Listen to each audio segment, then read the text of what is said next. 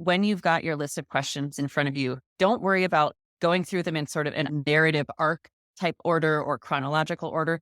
Ask your most important questions first.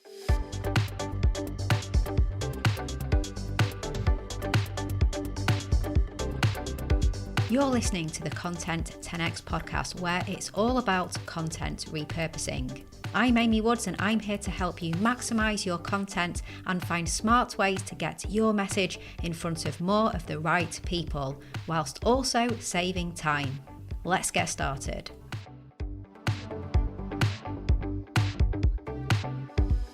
Hello and welcome to the Content 10x podcast. I'm your host, Amy Woods, and this week on the show, we're doing something a little bit different. It all forms part of the recent 5-part weekly series that we ran on the podcast about expert interviews. So this episode is going to be a throwback episode. I'm going to share with you my interview with Sarah Goff-Dupont. It's called How to Improve Your Interview Skills. Why? Well, let me share some context. So in case you haven't been following along, we're super passionate at Content 10x about conducting interviews with experts within your organisation as a way to generate content. From interviews with experts, there's so much content that you can create: blog posts, ebooks, reports, podcast episodes, videos, endless social media content. I spoke about this in episode 323 of the podcast.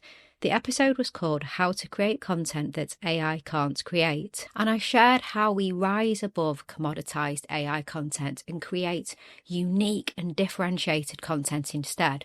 So check out that episode if you haven't already, because in it I run through many different types of content that stand head and shoulders above AI content, and one of them is expert interviews. And we decided that we needed to go deep on this topic. It's something that we know a lot about because it's something that we help our clients with. So I invited Hayley Evans, who is our head of marketing operations and client account management here at Content 10x, to join me on the show, and together we co-hosted a series. We explored what expert interviews are, who to interview, how to prepare, how to run them, how to create content after the recording for maximum ROI, and so much more. And we even did a part 5 bonus episode where we covered FAQs that we got asked by our audience about this topic. Now, if you haven't checked this series out, then please do. Head to our website, to our YouTube channel, or any of the podcast apps, and you'll find episodes 324 to 328 waiting for you. We also have an epic blog post on this topic, and we have a free downloadable guide on how to deliver impactful interviews. All the links for everything that I just mentioned are in the show notes. So I decided it would be a great idea to reshare my interview with Sarah Goff-Dupont, which was recorded in early 2023, but it's as useful today as it was then. As I mentioned, it's called How to Improve Your Interview Skills. Sarah is principal writer for Work Life by Atlassian, where she has worked in various roles for 13 years. She's also an executive ghostwriter and public speaker. And I first came across Sarah when we were both speaking at Content Marketing World in Ohio in September 2022. Sarah delivered a talk called Your Words Not Mine: How and Why to Spice Up Your Content with Expert Interviews. And I then invited her onto the show, and we had a fantastic conversation. We talked about how and why interviews can be useful for creating great content, how to find experts to interview and how to get them to say yes, how to prepare for your interviews and conduct them, and what to do after as well. So how the interview becomes content, and of course repurposing. And after the series that we've just ran on the show, I think it's really useful to hear first-hand experiences of how expert interviews are ran in-house and why, and the content opportunities. So I've told you enough about it. Let's jump in and hear the episode. Sarah, welcome to the Content 10x podcast. Thanks, Amy. Thanks for having me. It's great to have you on. I'm really looking forward to this conversation. Firstly, just to get things going and just to introduce you a little bit further, would you mind just telling us a little bit about Atlassian and your role? I know you've been there for over a decade now, haven't you? So I'd love to just know a little bit about, the career that you've had there and your role at the moment. Sure. So I started with Atlassian. It'll be 11 years in like a couple of weeks. So it's January 2012, which is hard to believe. And we, at that time, were about 425 people. Now we're over 10,000. So to have worked there over a decade, it kind of makes me like a great grandmother by Atlassian scale or calibration. But it's lovely to be able to like welcome in so many new teammates and like all these great new people I get to work with and kind of like introduce them to the way that we work, which I've found quite refreshing and different. But we, as a company, we make and sell team collaboration software. You may have heard of some of our greatest hits, such as Jira, Confluence, Trello, Bitbucket. Those are sort of the most commonly known of our products. And then we have a portfolio of like 20 things that we make. So there's all these other ones that are a bit more esoteric. I started off as a product marketing manager for a product called Bamboo, which is a continuous delivery, continuous integration server. Funny story, I kind of grew up in engineering. Before I came to Atlassian, I was a quality assurance engineer. I wrote automated tests. So I was a continuous delivery or continuous integration practitioner. And then I got to be a marketer for products that does it. It was my first foray into marketing. I was shocked to find myself there because I don't generally hold marketers in a high regard. So there I was, becoming one myself. And so in the course of working with Bamboo, I discovered that I really enjoyed writing and just developing content of various forms, especially longer form content like webinars, doing public speaking, blog posts and articles. The people around me told me I was good at it. And they said, well, you should do more of this. And I thought, okay, well, that sounds like a good idea. This is pretty fun. And so I just sort of, kept talking to people internally. And, as we grew as a company, more opportunities opened up. And at one point, I found myself managing a team of content marketers, which I discovered after about a year, I wasn't very good at. Like not the content part, but the managing part. So I sort of negotiated a demotion for myself. I stepped back from being a team lead, and that's when I transitioned into the role of principal writer. So for the last, 6-7 years, I suppose, writing has really just been my sole focus at Atlassian. So I've written probably 200 articles for the Atlassian blog, some of which might have my name on them, some of which have an executive's name on them, because I do a lot of executive ghostwriting. And I still do that. I do things like I write our shareholder letter every quarter that goes along with the earnings report that we send out to the Securities and Exchange Commission and to Wall Street. That's a very difficult piece of writing, but it is very gratifying and it's a satisfying work as well, because it's quite high stakes and quite high profile. So it feels good to be entrusted with that task is what I'm saying. And yeah, I get to work on all sorts of different stuff. We just kicked off a research project that I'm involved in, and I'll do the full write-up of the report after the data has been collected and we've analyzed it. So yeah, I get to work on a lot of different stuff. It's never a dull moment. Sounds great. It sounds really varied and interesting, and such a great company to work for as well. So it's awesome. We're going to dig into something that is a really valuable topic for our audience here on the Content 10X podcast, and what you spoke about at Content Marketing World earlier this year in September. And that's about interviews. So the why and the how of interviews, how to prepare and how to, I guess, like get the most out of them as well. So the first question I really wanted to ask you is, what kind of interviews do you conduct, and why did you incorporate, interviews into your writing and your content creation process? Well, the types of interviews that I generally conduct, first of all, sometimes I interview people within Atlassian for an article, which probably isn't quite as interesting to this audience, but I just want to get it out there that you don't always have to speak from your own personal knowledge. There are experts inside your own organization that can lend, credibility and valuable information into any piece of content that you're writing. You just have to kind of like think about who those folks might be. And when they're within your own organization, of course, it's a lot easier to land that interview. So for people just kind of getting started, maybe like that might be like a good baby step, sort of a warm up. Get comfortable with that, and then think about reaching outside your walls. But in general, the reason that I started doing this was because I only know so much about so many things, for years, I had just kind of like written about what I knew from experience or from, maybe a little bit of web research. But if I'm going to write about something like how to negotiate a raise, well, I could write about my own personal experience doing that or what I've read other people recommending. But isn't it so much more interesting if I can offer my readers the advice of a professional negotiator? And as it turns out, that's one of the interviews that I conducted was I interviewed a guy called Chris Voss, who for many years was one of the FBI's top hostage negotiators. So it was a really, really fun kind of spin or kind of fun thing to talk to him about. It's like, well, you've done all this like literally life and death negotiation in the past.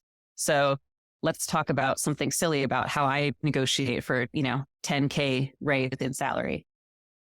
That's awesome. He's the author. Is it Never Split the Difference? Is that the Never Split the Difference? I've got that on audiobook actually.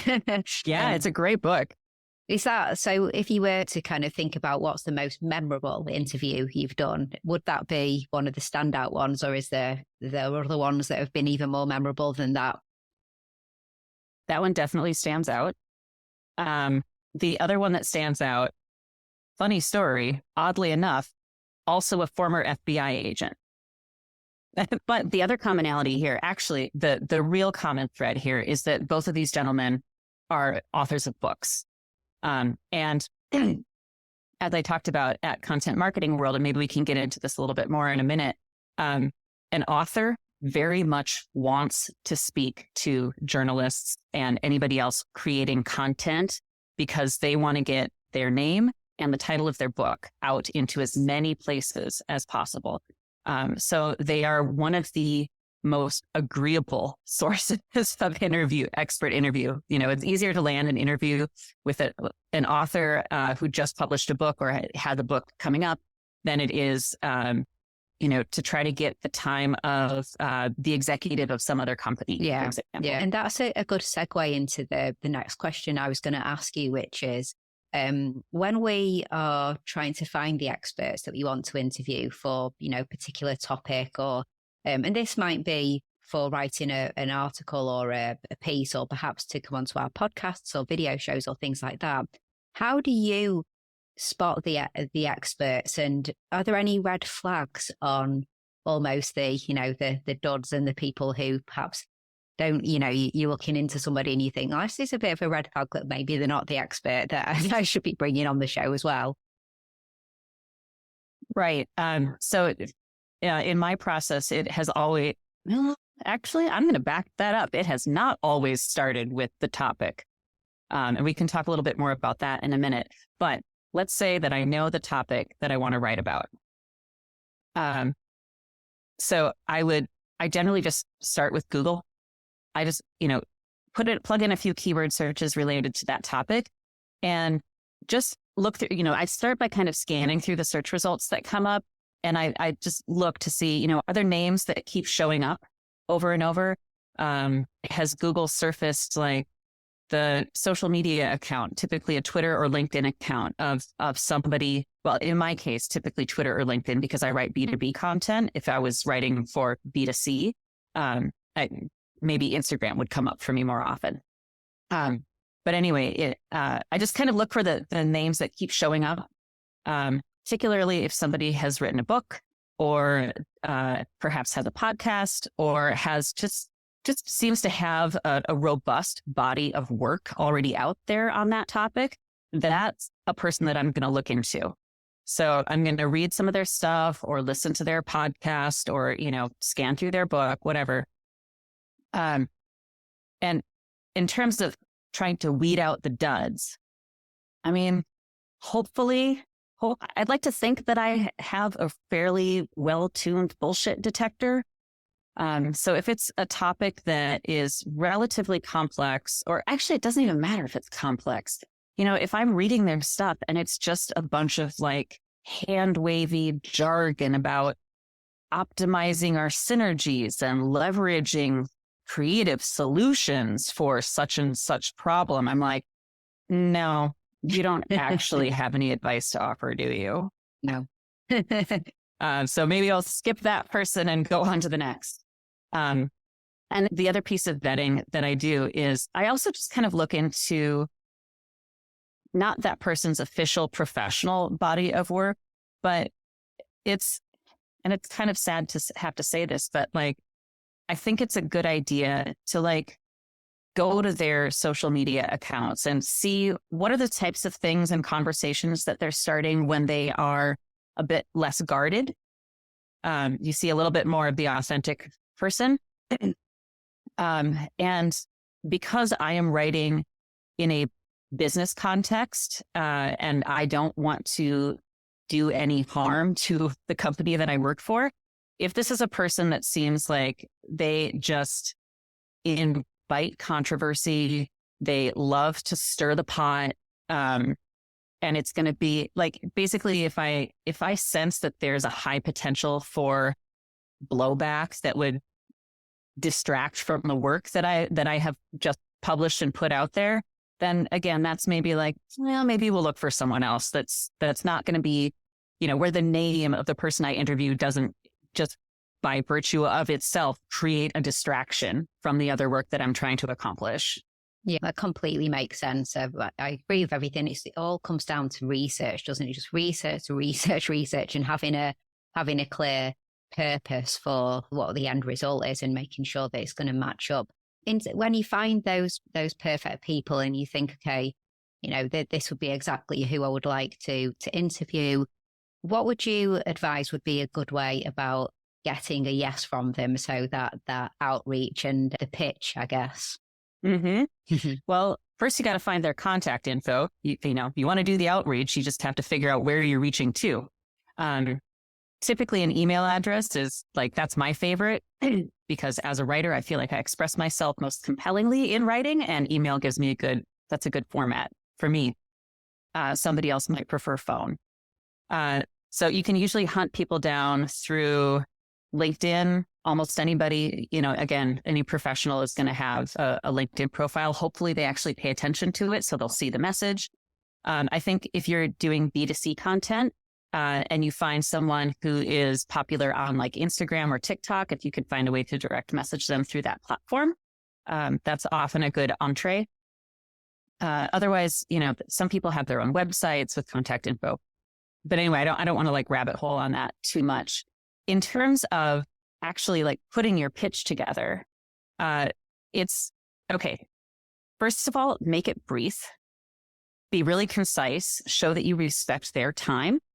Don't write 5 paragraphs and wait till the 5th paragraph to actually request the interview, right? Give them an idea of, a brief idea of who you are, who you're writing for, or who you're creating content for, what your organization is, what your publication is. Give them a sense of like, I see that you have, I guess, robust body of work on topic X. I'd like to create a white paper, a video, article about that topic. Could I have 15, 20 minutes of your time to interview you? I'd really love to dig into this particular corner of your expertise. So give them a sense of like exactly what you're going to be asking about. And then you also have to let them know what's in it for them. I mean, obviously they're going to get their name out there, so that's nice, but you're still asking them to give up some of their time. So, when I pitch people for interviews, I tell them, like, this is the publication that I write for. I always link to it. In this case, it's almost always the Atlassian blog. And so, I talk about like this would give you exposure to our a very engaged readership of so many 100,000 humans a month, like whatever sort of stats you can give them, truthfully to kind of play up like who your audience is and how this is going to benefit them. And just a couple sentences on that, I think, is really helpful to include. And then the other thing is, I think it's good to specify the length of interview you're looking for. Typically 15 minutes, honestly, you can ask a lot of stuff in 15 minutes. And a half hour, man, if you can land a half hour, you're going to have all the material you need. Absolutely. It is all about being like super personal, isn't it? I kind of, as you were talking through those points, reflecting on the many emails I get asking to go onto podcasts, and when they're just so impersonal, usually when they've never listened, or actually asking to come on this, so onto the Content 10X podcast, and they've never listened to it, so it's an opposite pitch, but they're asking for time in a different way. And it's a podcast about content and making it go further, and it'll be like, I'd be great to come on because I have a story about when I was in jail or something like that, and it's just like, not really got anything to do with content marketing. It's great that it's your favorite podcast though, which they would always say. The more personal and the more information, as you said, like, and I'm always so hugely respectful of people's time and so appreciative that you want to make it clear that you respect time as well, don't you? And what and the outputs and what it's for. When you do land that yes, and you get the interview booked in, and often, as you said, maybe you only have 15 minutes, maybe you're lucky to get half an hour or so. What kind of tips do you have for preparation, for prep and conducting the interview as well? Sure. Number one, know in advance exactly what you want to ask them. Like, have your list of questions written out. And as a side note, I make a practice of emailing that list of questions to the interviewee, like maybe a day or two in advance. Just, hey, it reminds them that they've got this date with you coming up, right? Like, hey, don't schedule that hair appointment during our interview, man. Just gentle reminder. Yeah. But also it just primes their brain, gives them a chance to just kind of like start thinking about how they're going to answer those questions. And I've never had anybody like explicitly thank me for doing that, but I just assume that it's appreciated. So in terms of how to draw up that list of questions, I generally start by, again, like going back to their body of work. And maybe when I was researching, who exactly to interview, maybe I kind of skimmed their work or didn't get that, deep into it. But then when I'm actually preparing my questions, that's when I really sink my teeth in. I go get the book. I read the relevant chapters. I'm underlining stuff. I'm taking notes. Because the thing is, like, you want to come to them with questions that, first of all, show that you've done your homework, basically, because you're going to get, it's just going to be a better vibe in the interview if you come to them with original questions versus questions where they could be like, well, as I said in chapter 2 of my book, which you obviously haven't read, because if you did, you would know this already.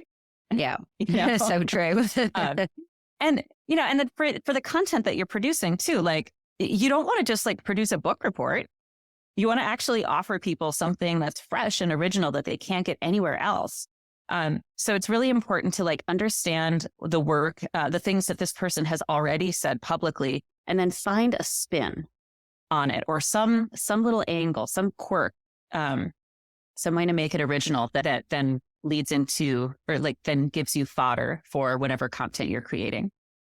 Yeah, I completely agree with you. And I guess I was reflecting as you were saying that on podcast interviews, and you were mentioning about authors and how it can be easier to often get authors onto things like podcasts and interviewing for articles because, of course, if they've got a book and they're wanting to shout out about it and publicize it, and quite often when books come out and you might have a certain genre of podcast that you listen to, and for about a month this one particular author happens to pop up on every single podcast that you listen to.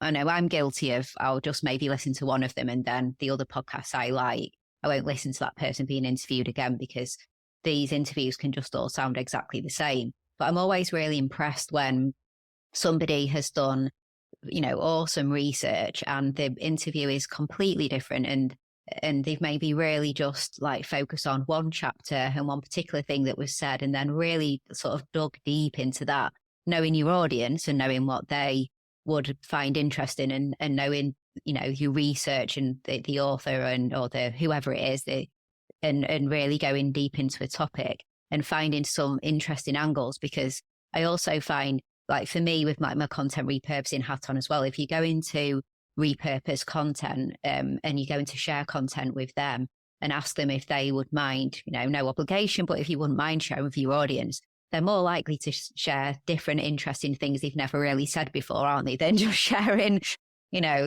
send them some quote that they've said a million times, but you asked the question, you got the answer, and then they're not going to share it, are they? So Hey, just a little break from this week's episode to let you know about becoming a Content 10x Insider. If you want more content repurposing tips and advice, then why not join hundreds of business owners, marketers, and content creators who get them delivered straight to their inbox once a week by subscribing to the Content 10x newsletter. As well as tips and advice, you get industry updates, inspiring stories, exclusive content, offers, and more. You can subscribe at content10x.com/newsletter, and there's a link in the show notes too. Okay, back to this week's episode. in terms of, another question I wanted to ask is, often when I speak to people who are trying to do more interviews, and perhaps it's research for articles through to things like this, like a podcast interview, they'll say that they struggle to control the conversation. So perhaps going off on tangents and you looking down thinking, oh, I've got like 5 really important questions to ask and I've only asked 2 so far. And this is the tangent I wasn't wanting to go off. Do you have any tips in terms of controlling that conversation without obviously being rude, but at the same time trying to keep it controlled? Yeah. That is difficult. And it just depends so much on who you're conversing with and really your own conversational style. I would say this is also one where like an ounce of prevention is worth a pound of cure. So when you've got your list of questions in front of you, don't worry about going through them in sort of a narrative arc type order or chronological order. Ask your most important questions first. It doesn't matter if the interview seems to jump around a little bit, like definitely prioritize. So that when you're on question 4 and they go off on a tangent, you're like a little bit more sanguine about it. But yeah, it's honestly, sometimes you have to just take a deep breath and prepare to interrupt as politely as you can. Just waiting for that other person to take a breath and you can try to steer the topic back to center. But yeah, I have no silver bullet for that. No, it's hard, isn't it? Like you said, sometimes people don't take a breath, do they? And you're like, waiting. Like, I'm just going to jump in on the next time. And they're like, when do they breathe? I know. But no, brilliant tip. I mean, just don't think of too much about the flow. Like just get the best and most important questions asked first. When you've done your interview, and then you're going to turn this into some content, like we said, there's many forms of content that we're going to create from it.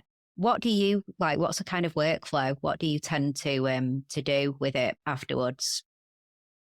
So I always do an audio recording. And sometimes I'm on a Zoom call like you and I are on right now.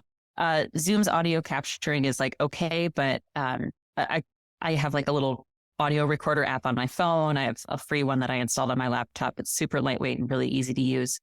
So then instead of going back through that audio file myself time and time again and like trying to find that one point where they said this one thing, I invest, actually, Atlassian on my behalf invests in having it transcribed. There are transcription services out there. There are AI transcriptions out there. They're pretty good. They're getting better, but they're not quite there yet. So especially when people are first starting out, I really, really recommend paying for human transcription. It's not even all that expensive. And what you get then is like a text document, a Word document, or a Google Doc, and you've got everything in front of you. You can read it so much faster than you can listen to it. You can search for keywords in it.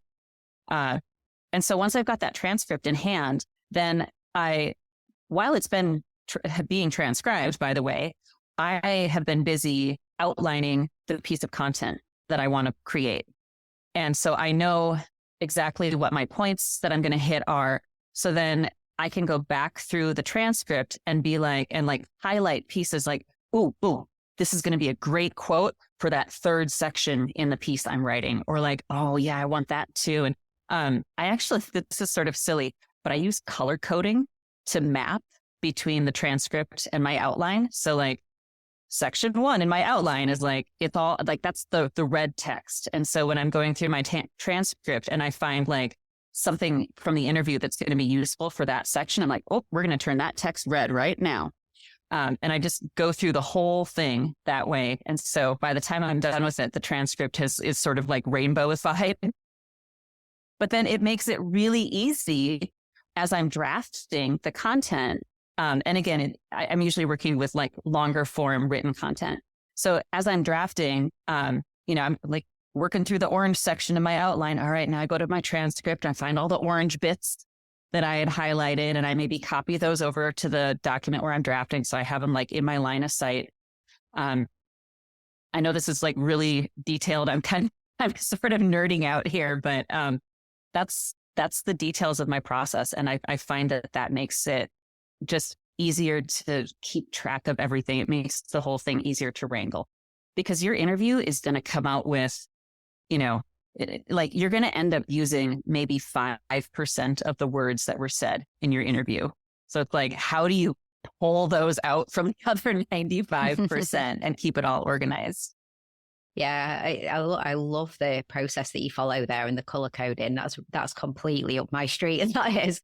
Do you find, personally, I find I like to jump on these things really soon after the interview when it's all really fresh in my head. But I guess some people probably prefer to go away and come back fresh. But to me, I kind of like, I really want to jump onto things like that whilst I'm, like even sort of same day, or I'll put an hour or two aside straight after it to do all this kind of extra sort of post-interview, post-discussion planning. What do you do? Do you let it stew for a little bit, or do you jump on straight away?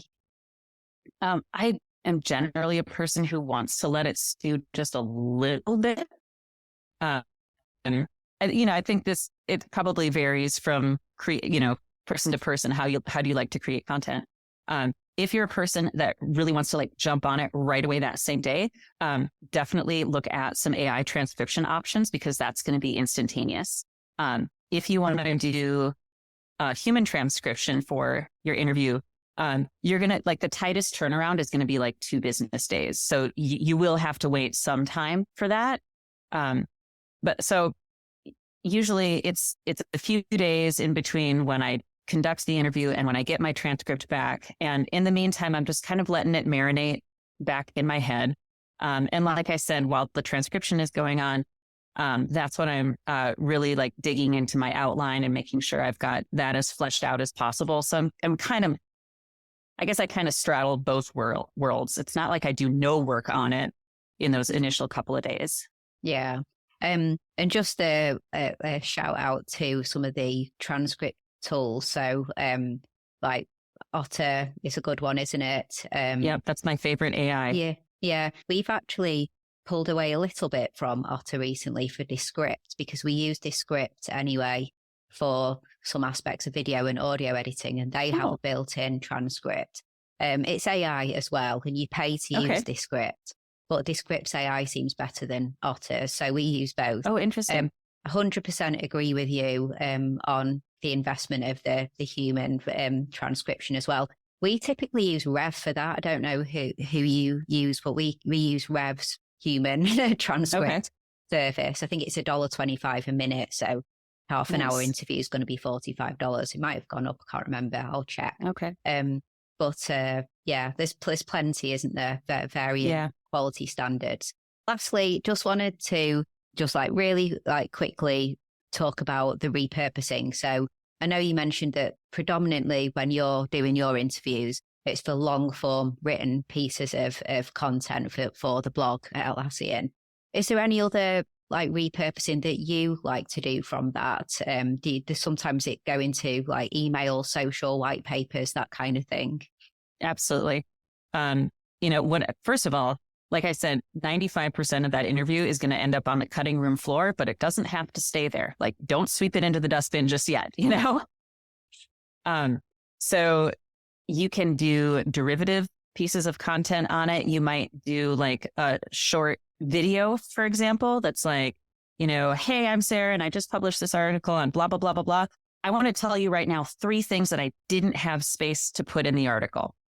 And maybe you can even, like, if you were conducting the interview over Zoom and you've got that Zoom recording along with permission from the interviewee to use it, you could maybe even slice it. You could do like a social post that's like, here's me talking with so-and-so. And like, this is something that, you're going to hear more about this in the article that I just published or in the white paper that's coming out soon.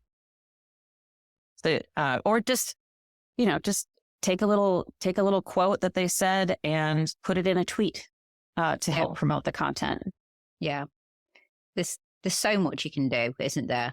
And the interviews that you conduct in particular are for these longer form pieces. And then, as you said, there's all that additional content you can create. And then for, I guess, kind of many people listening to this, they'll probably be hitting video on the interviews that they do, and it will be video content as well. So then there's the whole world of video teasers and like short little YouTube clips and all of that content, as well as the written content and so on. So interviews are fantastic. We have clients who interview their customers and interview experts for their content. We interview experts. You talked about internal conversations.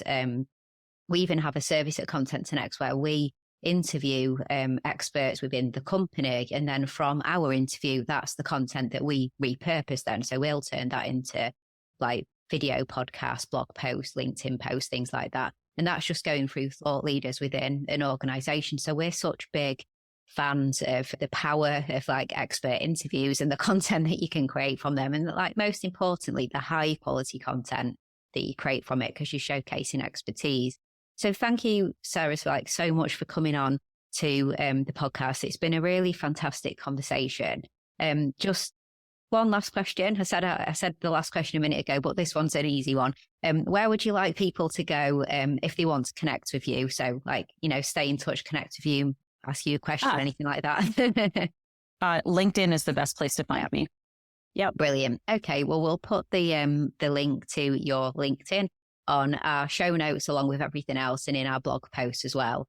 Awesome. So yeah, thank you. It's been an absolutely awesome conversation. I'm sure everybody is going to have found it super useful. So thanks, Sarah. You're most welcome. There we have it. I hope that you enjoyed that conversation with Sarah. I think it was really, really interesting. Make sure to get a copy of our impactful interview guide. Head to content10x.com/interview guide. You'll get the ultimate interview preparation checklist, guidance on how to deliver your message powerfully, our top tech recommendations, and lots more helpful tips for being interviewed for content. All that's left to say is thank you so much for listening, and I'll catch you in the next episode.